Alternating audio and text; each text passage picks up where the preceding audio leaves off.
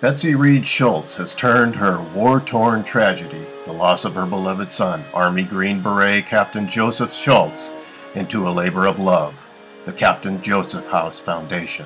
Joseph was my son, Captain Joseph Schultz, Green Beret, ODA 333, when he died on May 29th, 2011.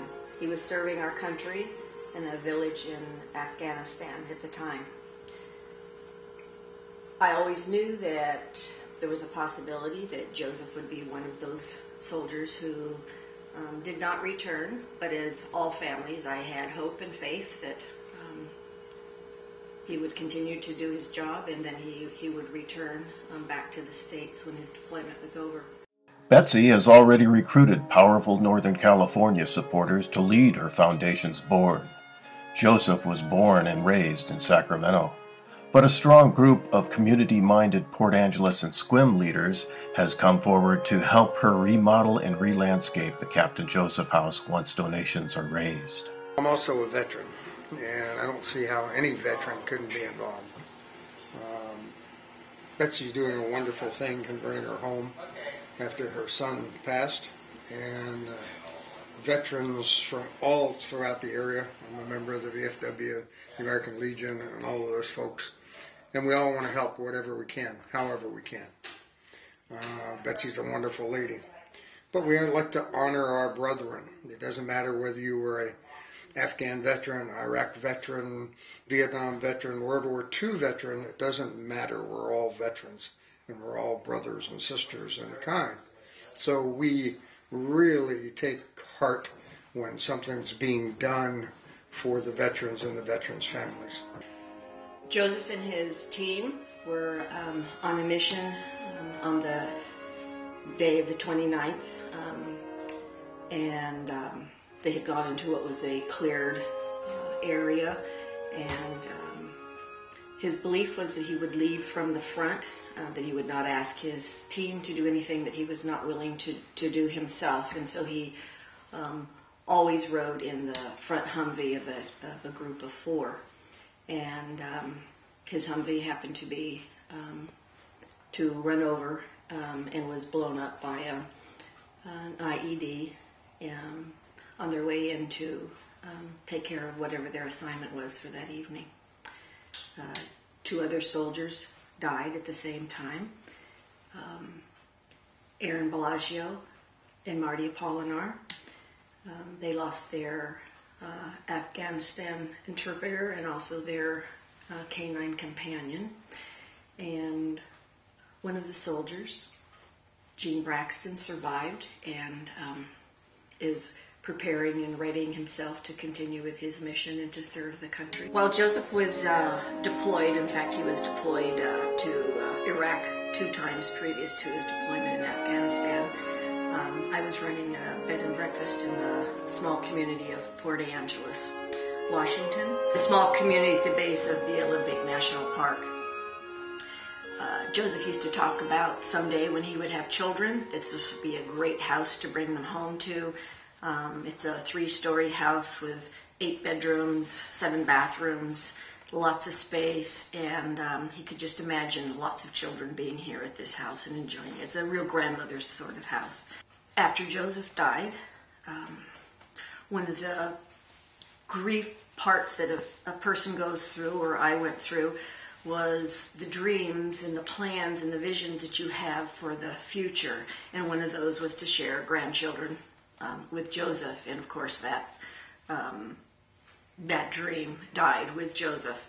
It was not long after I had returned from Dover Air Force Base when Joseph's body was brought home, and that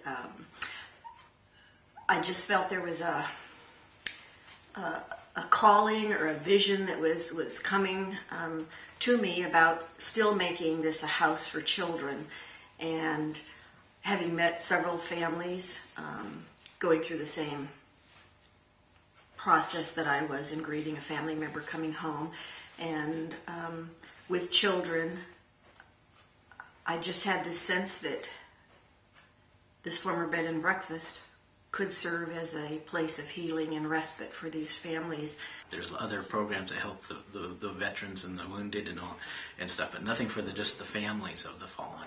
So it made perfect sense to do something and to help her with this project.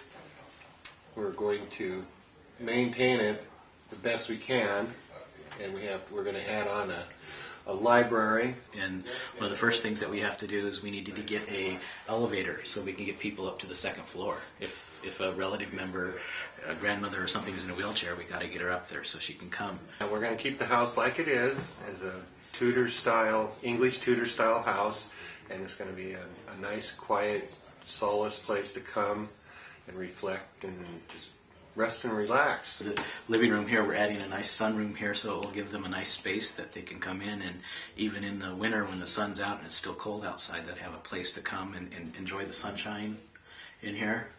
And then the other big feature that we're doing here is the kitchen back here in the back corner here.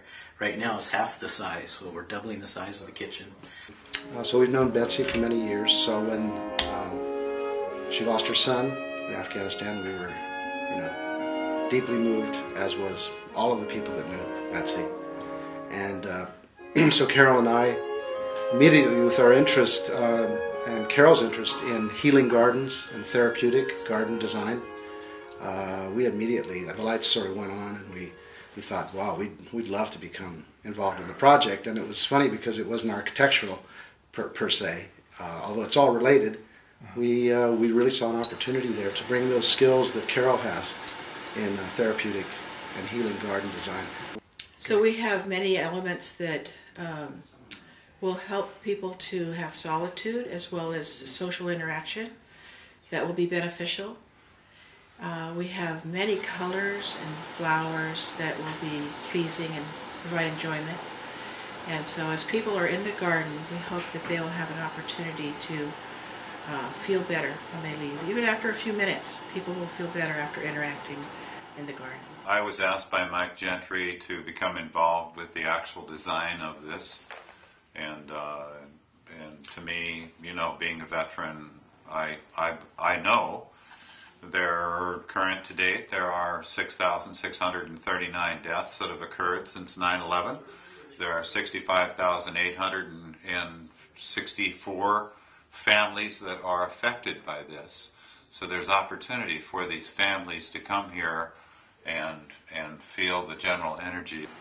I think it's important to have different areas of contemplation and a little bit of white noise, what we call white noise, where you have a fountain environment. There's a meditative quality about this. Most places that are doing mental repairs have labyrinths, so people can take this stroll through a labyrinth and contemplate. This is a peaceful garden within this space.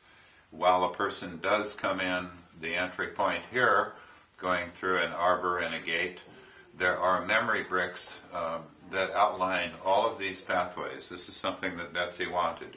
We've talked about donations and need to raise significant dollars, not only for the remodel, but also to support the families that will be coming.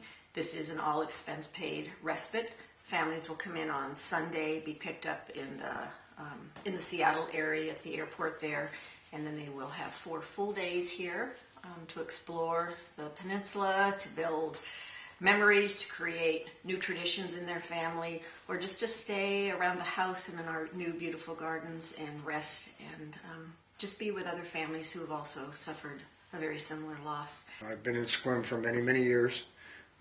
Been involved with the community. When I was in the Army, it was duty, honor, country. Now that I'm home, it's duty, honor, community. It's exciting on some days. It's sad on other days when I sit back and go, yes, it's because I lost my son, but it's beyond just Joseph. It's all the families that have given during these last years since 9/11.